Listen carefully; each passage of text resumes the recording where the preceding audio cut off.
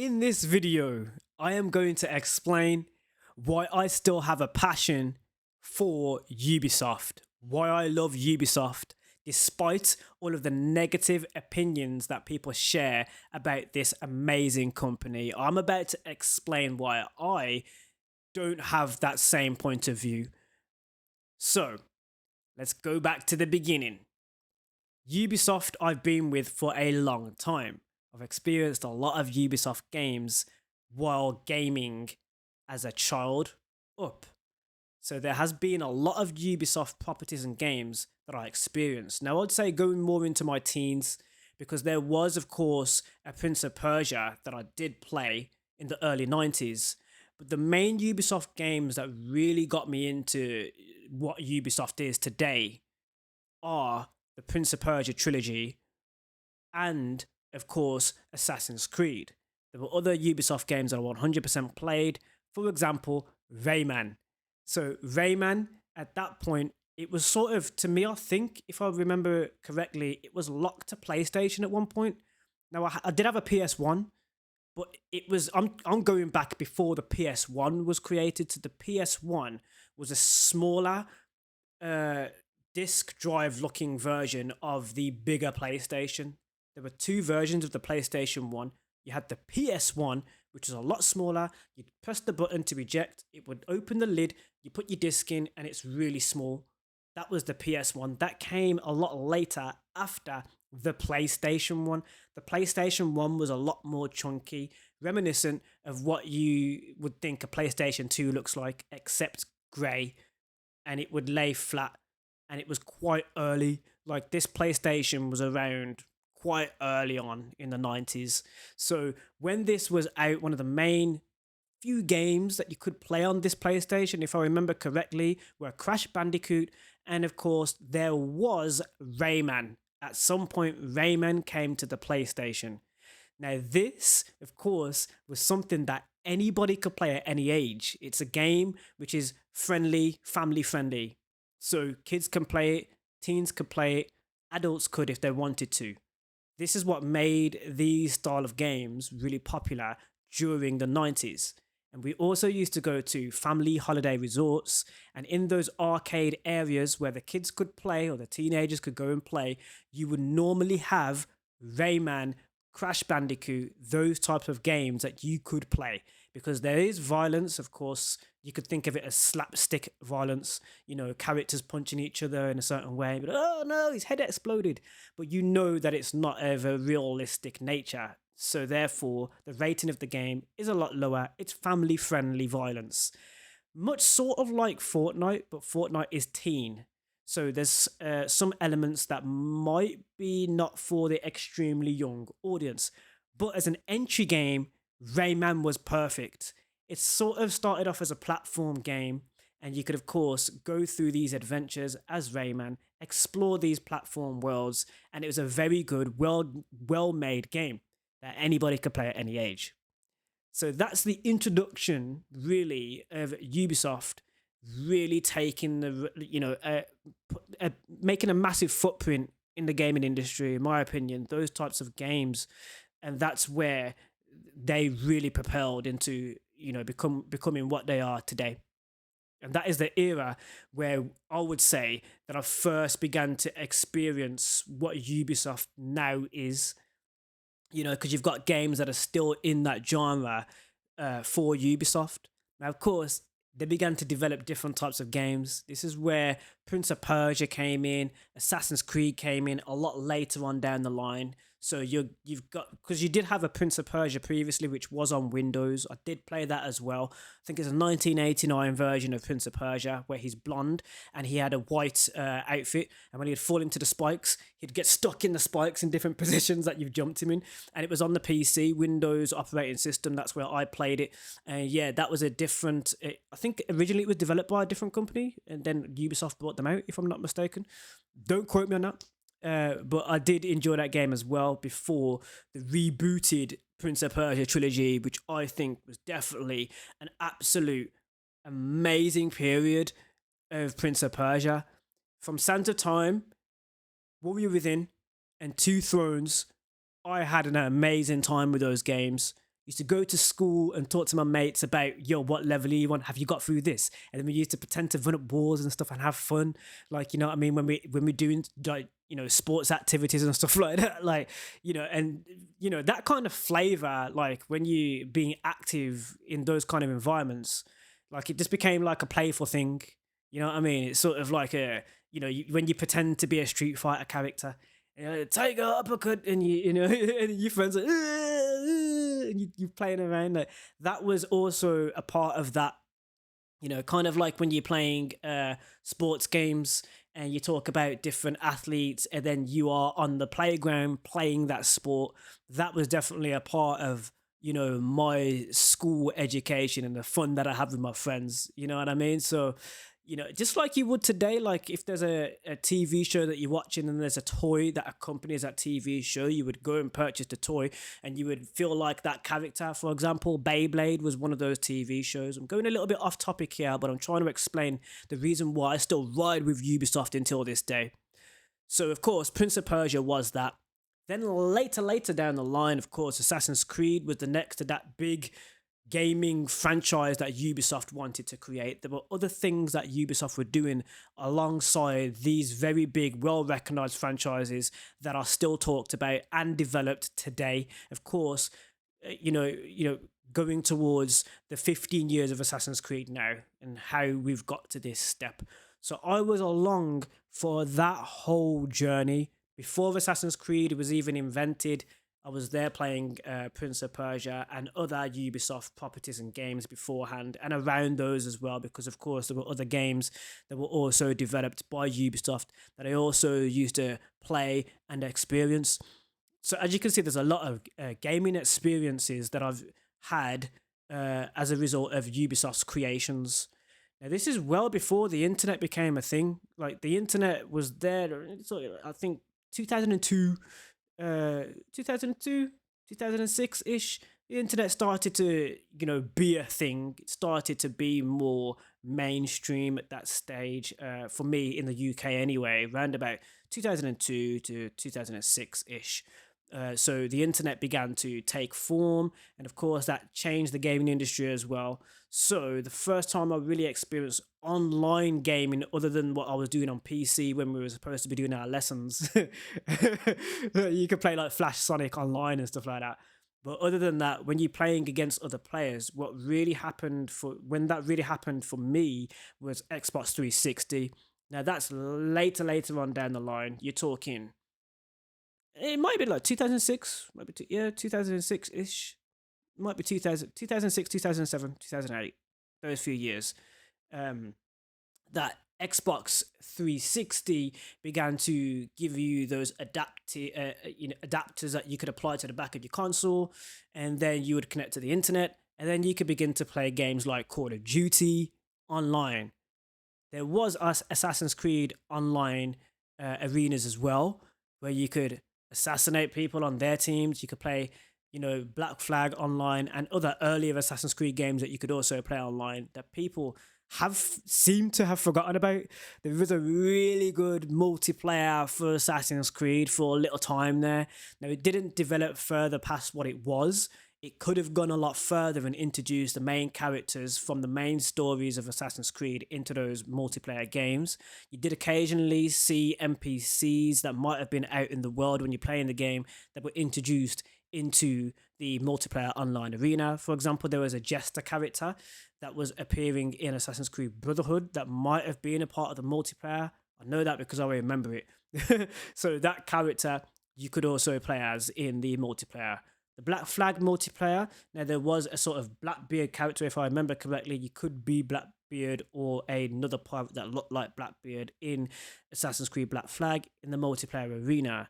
Now this is sort of where it started to wind down a little bit, and we got less of the multiplayer online Assassin's Creed gaming.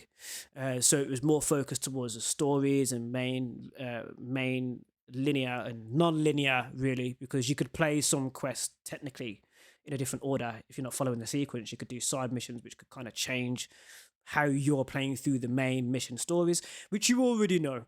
You already know that sort of stuff with Assassin's Creed.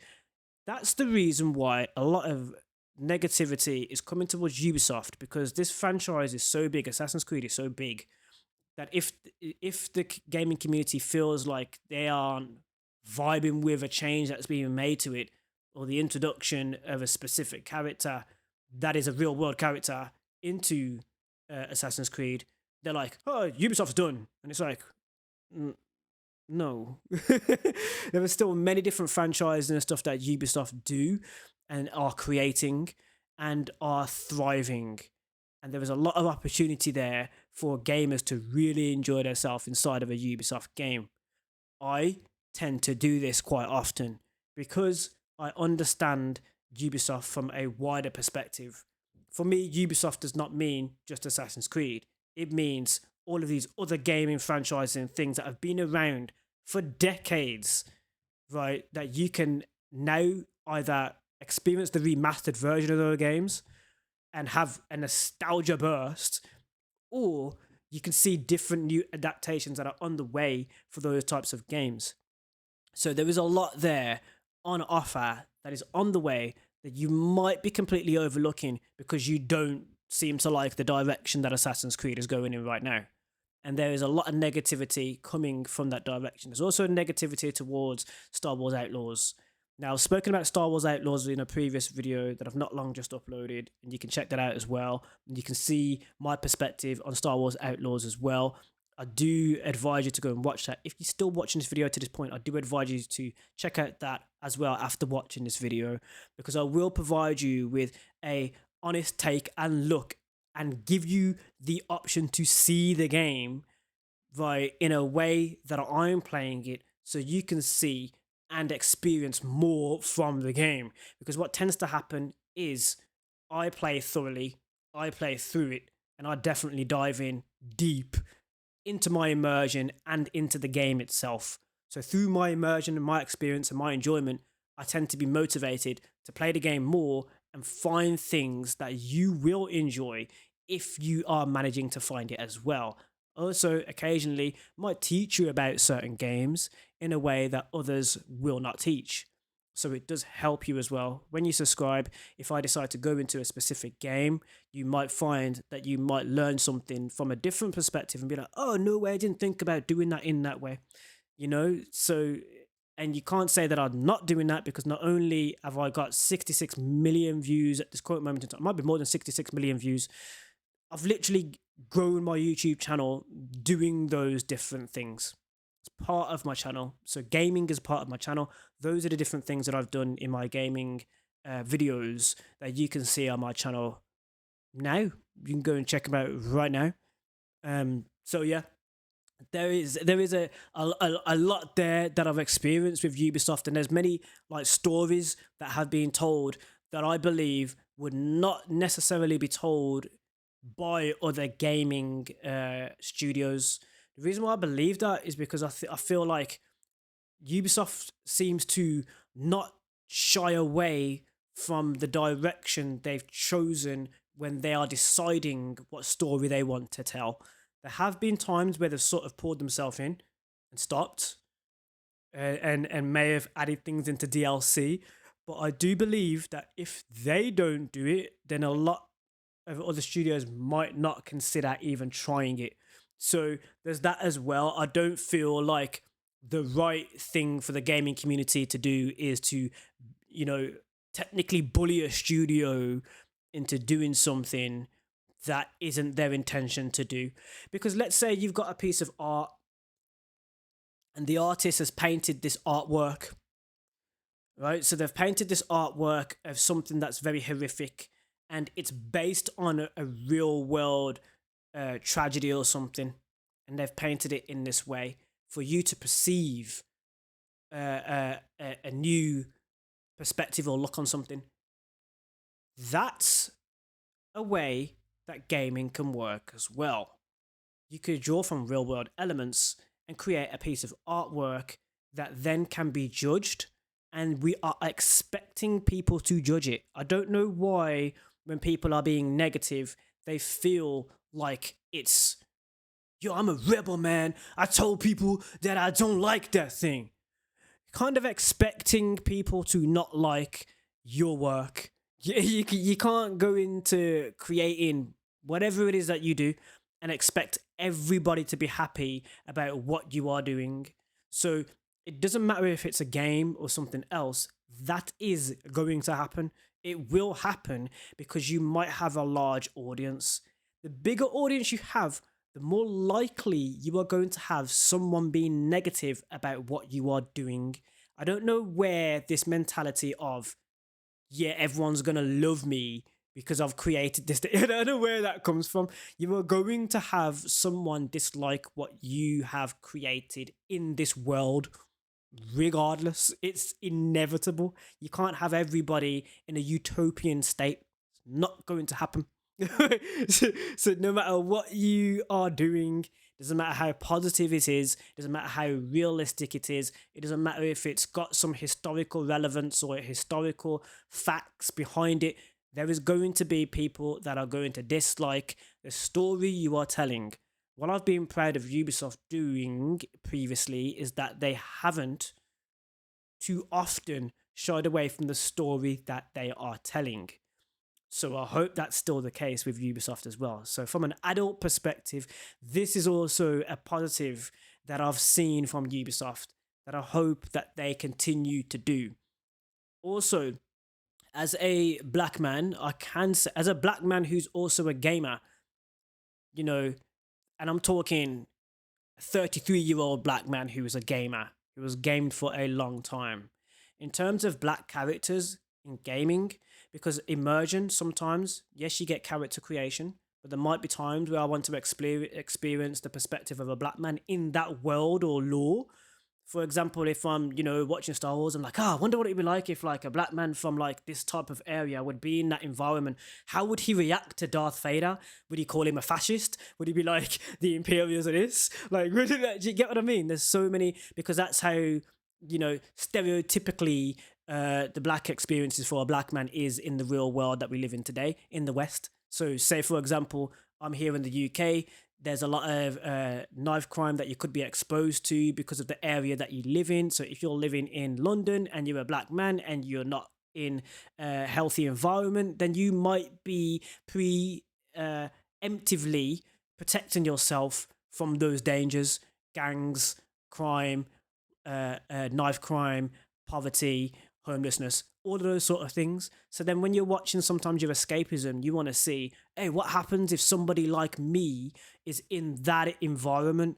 What's it going to be like? And maybe they're like me and they've tried to get away from knife crime. So what about if they're trying to get away from lightsaber crime? Do you get what I mean? Do you get how that works? Already, that's an amazing story. FN217, Finn, John Boyega from London, I believe could have, his story could continue like that. I believe there is a slight feeling that I was having when I was watching him. I was like, maybe he doesn't like so I was like, he gets a lightsaber stroke on the back in The Force Awakens. So I'm like, and he is in the environment of being a trooper at the beginning of that trilogy. So I was thinking, is he going to be like, I don't roll with them, and like I'm trying and like, do you get what I mean? Like, see what I mean? So from my perspective, I was seeing that's the direction he could go in. And then when I can't remember the character's name, but the new sort of um the new sort of Yoda like character, when she sees FN217, when she sees Finn, she has that whole moment of, if you live long enough, you will see the same look in the eyes that I have looking back at you, or whatever she says in that line. I was thinking, so then he's going to completely turn and be like, I want to destroy all the troopers. So that's what I was thinking about, like when she said that line in the trilogy. So you can already see how there are some story beats and story threads that can draw on the heartstrings of a person who's lived in the same environments that I have as a black man of 33 years old. So some of those situations will not exist going forward in the future. Some of those experiences will be lost to the ethos of things have changed, rather than this exists. I understand that storyline. This could be something really compelling and something really interesting. So you see where I'm going with that? This is also what can be done in gaming. Yasuke is a real life character. So when we talk about Assassin's Creed, Yasuke is a real life character, right? So he's actual real world history. There's an actual real life element there. With what I think they're going to give in that story, I do believe that is going to be a brilliant story. I did dive back into Assassin's Creed Black Flag to show you where this may have already been tested, the waters being tested. There is elements of certain things being tested in the original main storyline of Assassin's Creed Black Flag. It can be completely overlooked if you're not paying attention to what characters and things are happening around Edward Kenway. So if you're looking at Edward Kenway in a sort of, yeah, I'm just going to assassinate them, then you're not going to see it. If you pay attention to the story, what he's saying, what's being said, and what's happening around him, then you will start to see the little seeds of Ubisoft already planning for Yasuke's arrival. So things like that are also really completely overlooked as well. Now, the time frames, of course, even when things have been set in a day after the time of Assassin's Creed Shadows, they always pull from elements of different parts of the franchise that have already been given to you, the gamer, to experience in your own time and in your own way. So that to me is it's a really big element that really plays into what the AC franchise of Ubisoft is, and that is definitely another reason why I again, you can't sway how I'm feeling about Ubisoft, man. I've been enjoying a lot of Ubisoft properties and games for a long time. So it's gonna take. It's like when you've got a football team that you support, because that's sort of the mentality that I'm seeing. It's like a sports thing. Like when you've got a football team that you support, and then someone's saying that you're glory hunting because you're supporting them, or someone saying that your team's about to be relegated, and it's like, yeah, but they're still playing the game. Do you get what I mean? Like, you still the game's still going. Like, it's not. The thing isn't done. Like, do you get what I mean? Like, so that's another reason why I still feel passionately about it. Like, I don't think something can really take me out of that. You'd have to do something really bad to stop me from, having a positive perspective on Ubisoft. It's going to take a big thing for something like that to happen. It's not gonna, and I'm not a bandwagon kind of guy. I'm not a sheepish kind of guy. I like to be my own person, have my own perspective, and enjoy the things that I enjoy.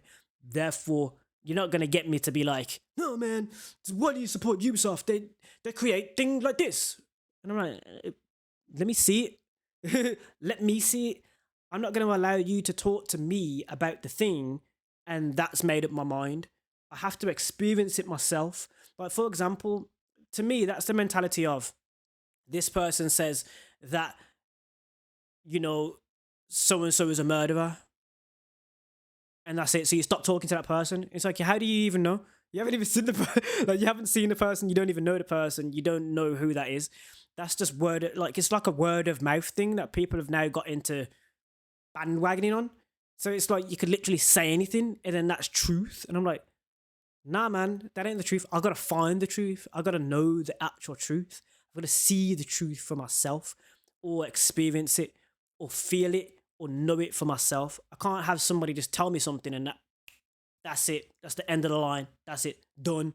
Not like I don't live like that. That's just not who I am. I can't do that.